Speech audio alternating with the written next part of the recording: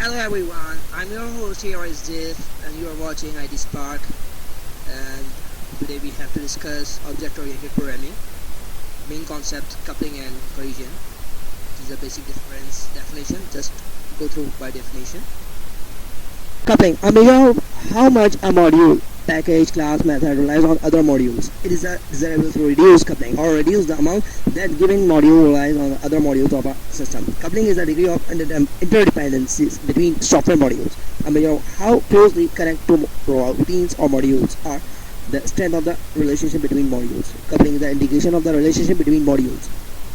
Cohesion, a measure of how closely related to the members, classes, methods, and actually within a method of a module or the other members of the same module. It is desirable to increase cohesion as that indicates that a module has a very specific task and does only that task.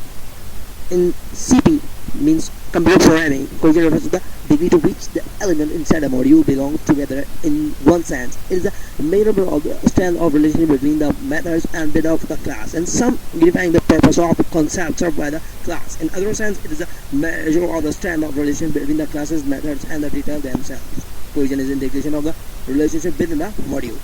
This is the very basic concept. And cohesion, as you see, class A plays top users, no cohesion because they indicate in a one class. And class A play, class B stop, class C users. These are three classes and three different methods. That's why they call this. And this is the coupling.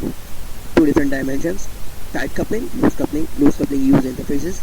We have the parent class A. Similarly, function 1 or 2, and it's called easy. Thank you so much.